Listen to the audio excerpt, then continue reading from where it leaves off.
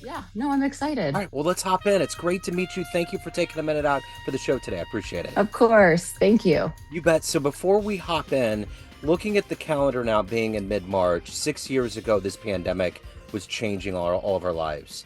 How did you get through that coronavirus era, and how has it changed the way that you work and live in 2026?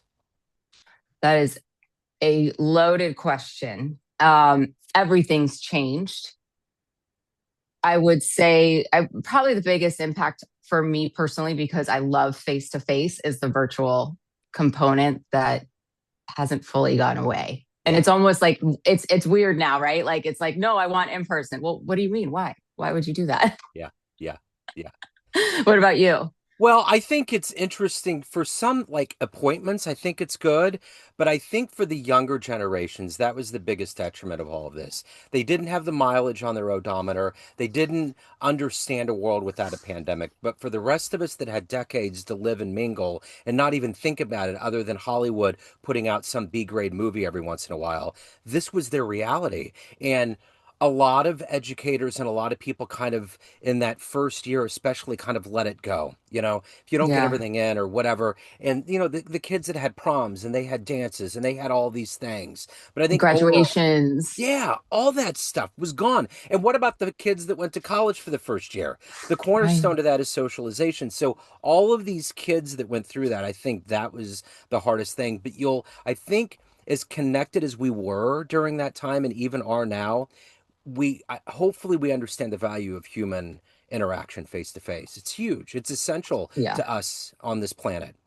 Yeah. No, I couldn't agree more. If anything, I mean, it's one of when I think about just the younger generations, I mainly think about the ones entering the workforce Yep. too. Hmm. I mean, that's their first journey into like true, like you're on your own, this is it. And what a way to get started. I can't imagine. Well, and I think a lot of kids now, because everything's so digital and email and submitted online, people are just throwing things out, and if they don't get a response, they're like, "Well, I didn't get anything back." But I remember coming from the era where you go in, Right. walk up, Right. deliver Right. it, hand deliver it, like those kinds of things. Again, it's that face-to-face interaction. It's such a huge part of Yeah. having a job and anything you want in life. Yeah. No, it's So, so true. It's yeah. so true. Wild. So let's get into what you do on a daily basis. And to do that, kids always get the truth out of us. They're the serum. So I'm going to put you in front of a 13-year-old group of kids. It's career day. You're in a school, and the kid in the back of the room is like, "What do you do for a living?" How do you answer them?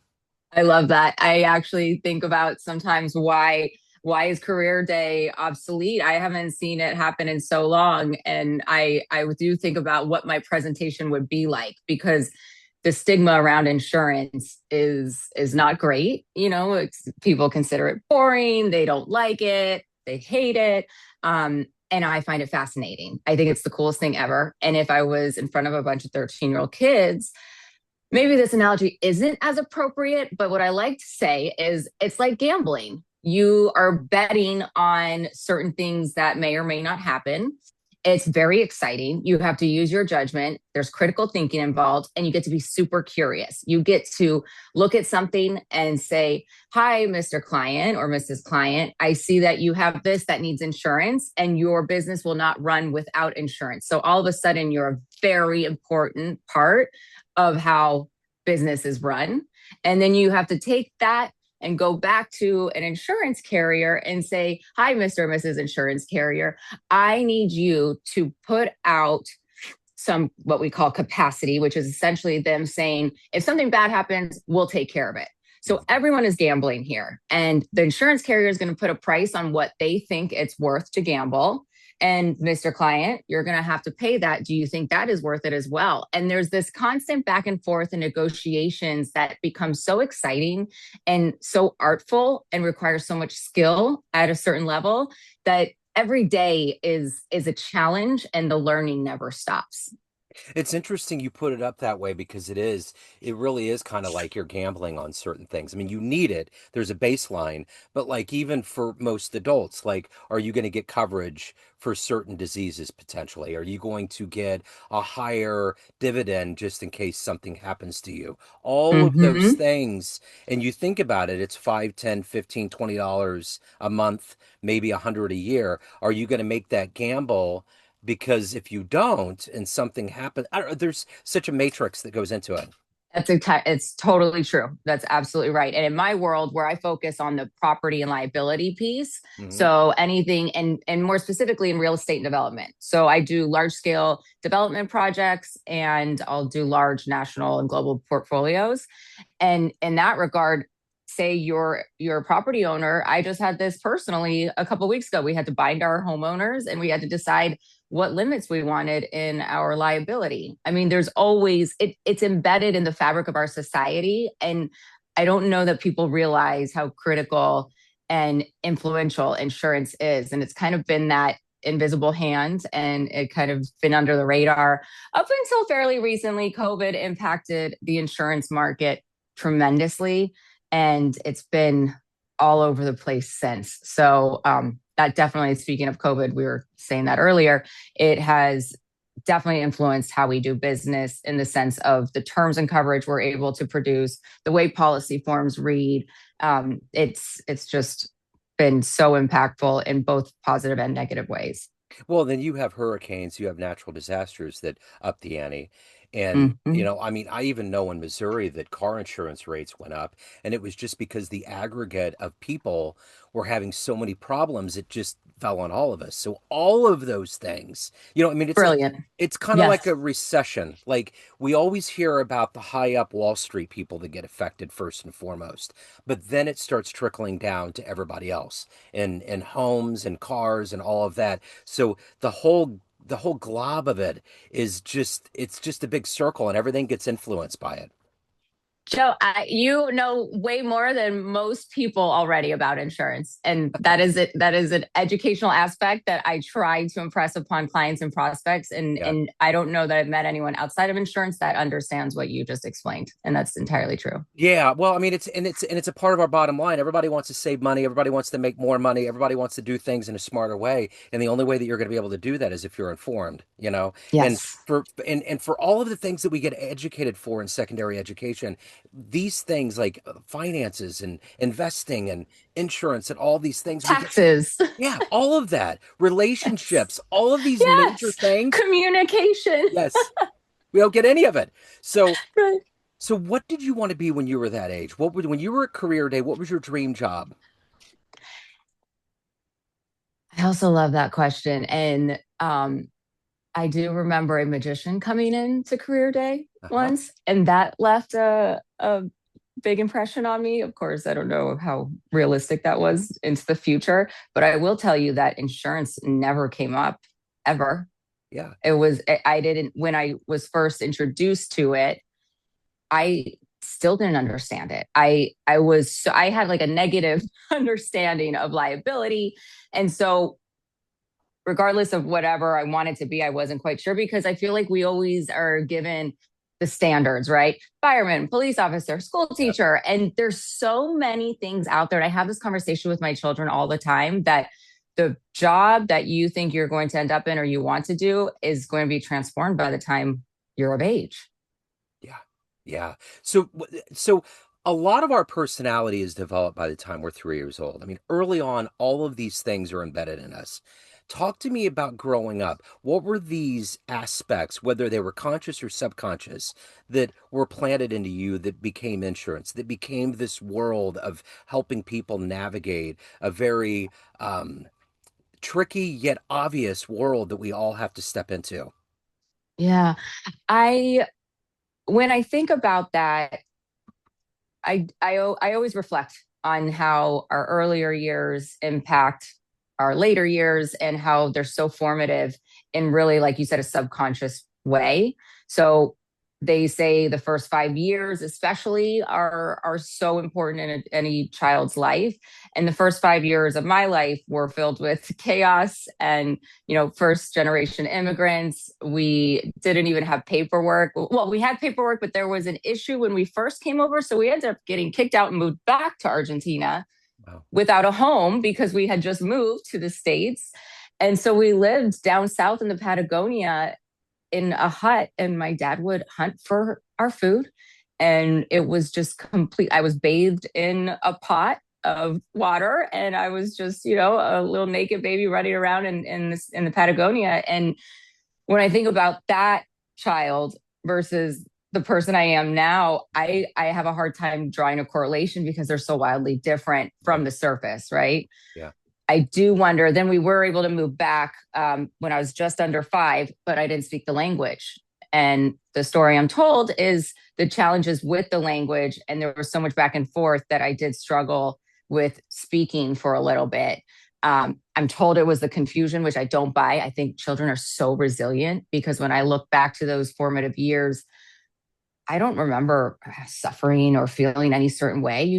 That was all you knew. Yeah. Now I can look back and realize that's not what I would want for my children. And I want to do a little bit better. And hopefully that's why we keep evolving just from one generation to the next.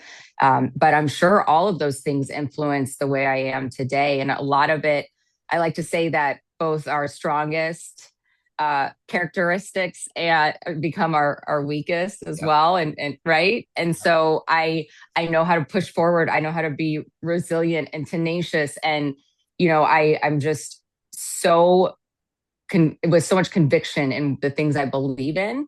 And I'm sure a lot of it, I don't know if it's a first generation mindset or just probably even generationally from my parents and the way that they were brought up. I mean, it just the thought and the cycle I go through is so expansive when I try to draw those connections. Yeah.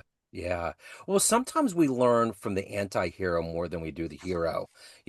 That's something you don't want to replicate for your kids. That's something Yeah. you never probably ever wanted to go back to. So it just made you work harder to get to where you're at today.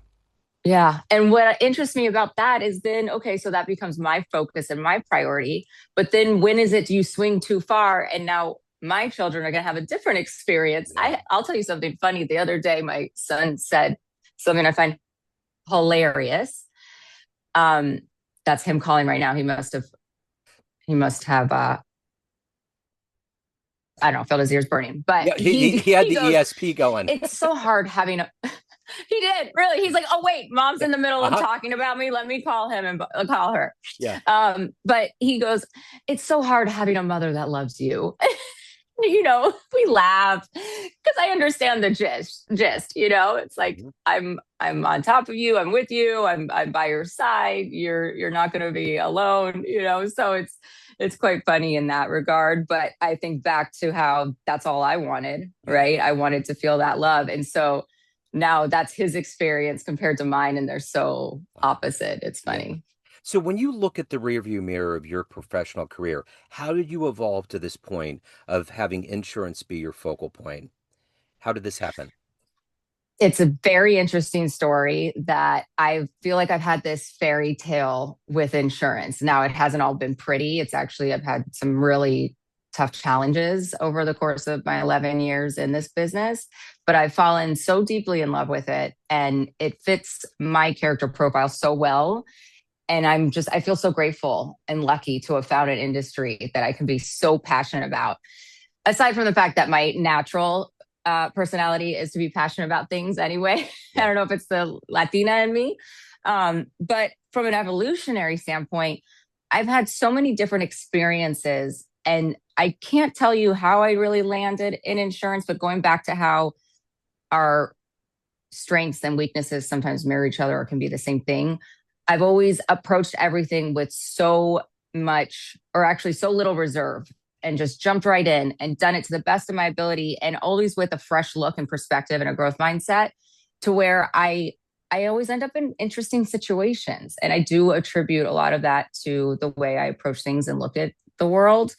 And so I'm not surprised that I ended up in a career like this that is unlike anything that I've experienced or even knew was possible.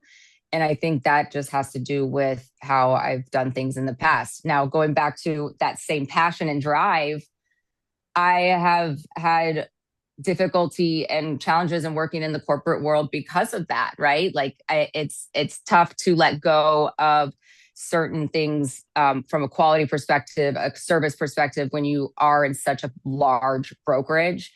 And so that was definitely one of the challenges as well. So all of that has culminated into what is now Ivy Risk Strategies that I started 4 years ago. And I would like to say it's a combination of everything up until now that I've wanted to achieve and become. It's probably the first time that I've done it intentionally and deliberately. I think every other career path or whatever I've done before this has been me riding the wave and letting life take me, which is not always a bad thing. But this is the first time that I'm like, no, this is what I want and this is what I'm going to create. And it's been so exciting. So, who's been that inspirational force that's allowed you to navigate and to find this place where you belong professionally in your place in the world right now? Who has been that for you? My husband, Yeah. my husband, he has a lifer in insurance. He's actually born in Missouri, grew up in Indiana. And he's just an incredible human being that introduced me to insurance. Ironically, I was trying to sell him advertising at the time.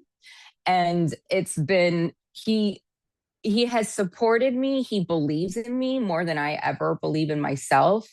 And the fan club that he has created, he's a one-man fan club that is so incredible that they're even in my worst days. I'm like, how can I, if there's someone by my side that has known me for over a decade and has seen how I work and has all of the knowledge possible to make an educated decision and, guesstimation on my capabilities, it would be him. And so that is definitely a driver for me. And obviously my kids. But Sure, absolutely. Yeah, yeah, for sure. always add that in. Absolutely. So let me ask you this, in the realm of being an entrepreneur, a business owner, who do you admire out there that is doing it right from the top down, from a product they deliver to their employees, overall satisfaction? Maybe somebody you would like to meet, have a lunch with that might help you on your journey. Oh, that's a great question. Some of the first ones I think about is like a Ray Dalio. It's interesting. Anyone that can marry capitalism with kind of the better good, or trying to do good. And what I like about Ray Dalio is the principles that he talks about and he establishes. I think it just creates such a wonderful foundation to grow from. Um, there's also the founder of Home Depot. Yeah. There's a book I'm reading on him. Just it's all about connecting to goodness and being able to have a large operation that is still treating employees right and doing things the right way. Yeah. So I always admire that, especially given the industry that I'm in when it comes to development. It is a conflict sometimes because there is irresponsible development out there. And no matter what, when that demolition happens, you're looking at real things get destroyed. And but then something prettier pops up and you hope that it doesn't have lasting effects that you don't realize. So being a business owner, there's so many things you have to juggle. It looks great on the outside, looks shiny, but there's so many things that fall on your shoulders. And being in the world of Yeah. insurance, there's all these environmental and realistic factors that are happening, especially with things that are happening in America with immigration and war and all of these things that are fluctuating things.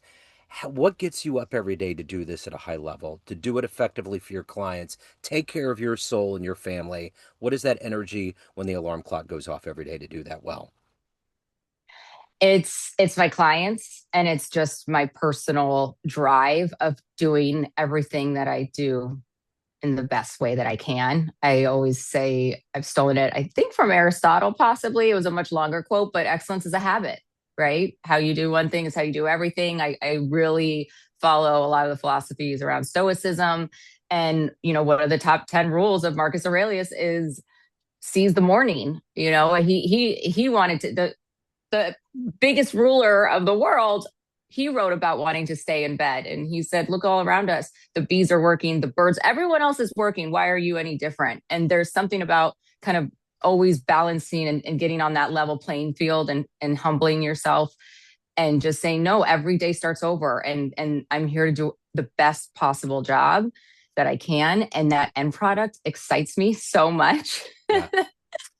that it's all worth it. So if you had a dream tonight and ran into that young version of you, ready to charge out into the world with fresh memories of coming to this country and everything that you lived through early on, and you had a projector next to that young version of you, and you hit play, and it was a highlight reel, 60 seconds of the life you've lived so far, would that young version of you believe that your life turned out this way? Such a good question, Joe. I want to say yes, because I remember always being very positive when I was younger. Um, and that's something that as an adult, you start to see things in, I would say, the light that it really is, but who knows? Everyone's perspective is so different. Yeah. But I do recall, just growing up, even with all the challenges, I always was very optimistic about my future, and I still am. And I try every day to make sure that I recognize how lucky I've been. Doesn't matter how bad it's gotten before. I feel like I've always been so taken care of by whatever you want to call it, the universe, God, whatever it is. And I do believe there's a karmic component to that. And that kind of ties back to excellence is a habit. What's good for me, or what's good for the greater good, is good for me. Again, kind of the ethos of stoicism. So, as you mentioned early on, insurance is a lot like gambling, and the backbone to any entrepreneur is that level of gamble. You just don't know what Yeah. you're going to walk into. When you look at your life and career, what's the biggest risk that you've taken professionally? I was about to say it has to be starting this business, Yeah, but when I look back at my my life's timeline, I mean, I moved from California to Florida with my two babies and a single mom, and no job, not knowing what I was going to do. And I remember I had 10 boxes that I was able to ship, that I could afford to ship over to Florida to get back to where my family was. And so I'm like, that was a crazy time. So yeah, how can I say this? uh-huh, Right? yeah, yeah, yeah. So again, it's like, who knows? The perspective shifts, the circumstances shift. So yeah, I think every day, like you said, we're taking gambles. One of the things that my dad told me, that he said the biggest piece of advice his father gave him was that with every decision, you're making a sacrifice. Hmm. Yeah. And I think that's so powerful. It is. So let's say you walked into a room of everybody that you've known in a business sense throughout your career, all of your clients, colleagues, and you walk into that room and go to a podium and you could tell them one fun story about you. Maybe the first concert you went to, a seminal sporting event you witnessed, jumping out of an airplane, outrunning a bear, some kind of fun story that would cast a different level of humanity on you. What fun story would you tell that room of people? The first thing that comes to mind is our annual summer activity as a family that we do. Yeah. And it's such a deep contrast to my everyday life, or our everyday life, that there's stories involved in it, but the essence of it is every year we are not bikers, by the way, but or cyclists, but we do a ride with 20,000 other people across Iowa. Never been to Iowa, have no connection there, but there is a ride that has been going on for 50 years. And you pedal every single day for 7 days from the Missouri River to the Mississippi, Wow. and you camp at night, and you shower in a hose, and you hang up, with a bathing suit, of course, but in front of plenty of people. You knock on people's doors and ask them if you can camp out in their front lawn for the evening. You are eating things that you never thought you would. I mean, all bets are off. You are half naked, cycling through Iowa. There's pop-up beer parties and kegs, and it's complete chaos, Yeah.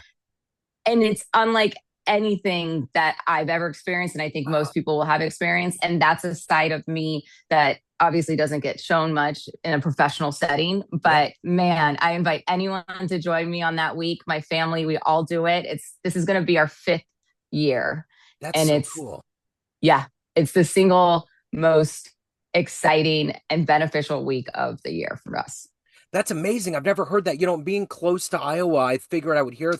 I heard Yeah. It's weird. I heard years ago, I have a jazz radio show, and there's a huge festival in Iowa, and all of the huge names go there. And it's weird how things and places like that, like the most that I've done in Iowa, I went to the Field of Dreams movie site years ago, You did. and it That's was so fun. It cool. was great, Yeah. but that kind of a thing right there, it's almost like a rolling music festival for 7 days. It's like it turns into complete fun chaos across the Yes. state. That's Yeah. great. No, they call it a moving festival. And all these little towns, you get to experience rural America in a way, like these little towns that are welcoming you. Uh-huh. They're so excited to receive you. I mean, they will invite you into their home. We've had to hide out from tornadoes in people's basements. I mean, it is an experience that connects you to humanity in a way that I don't know what else I could do to achieve that. That's so cool. So let Yeah. me ask you this. At the end of the day, everyone has a perception of you. Family, friends, clients, everyone that knows you in different bubbles of your life, but you run the show. What's your perception of you? Who do you think you are? I personally, if I would give my own reputation, I would love to be known as someone that is genuine and authentic and cares deeply about people, is very thoughtful, and just gets shit done. There you go. That's a bumper sticker right there. That's what that is. So if anybody is ready for the next step for Ivy, they want to reach out, they have questions, they want to hire you, any of the good business, where do they Yeah. go? So they can go either to my website, www.ivyrisk.com. So IVY, like the plant. My Instagram handle is Ivy Risk Official. And my phone number, and there's also a contact form on my website. So I look forward to hearing from everyone. I'm also on LinkedIn at Lisa Holt. So yeah, no, this has been very fun. Yeah, absolutely. So I used to be a cross country runner in high school, and I just the shin splints and the pounding of the feet, but I cycle now. So I'm gonna have You to look this. do? Yeah, so I gotta look it Okay. up. Yeah, Look totally. up RAGBRAI, RAGBRAI. Okay.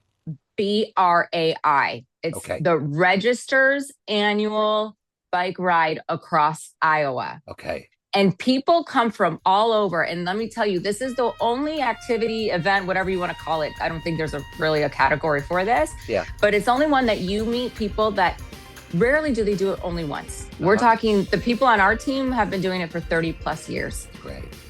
Yeah. That's so cool. I gotta So look it up. you let me know. Yeah. Yeah. If you want more information, I'm here for it. I Yeah. can definitely help you navigate that. But you can Absolutely. even do a one day ride. You don't got to commit, but Okay. I invite everyone to experience it. I'll put this in the show notes along with the website. Lisa, this has been Beautiful. great. So good to meet you. Thank you so much for your story and for your time. Best of luck with everything. You too, Joe. Thanks so much. You bet. Thank you.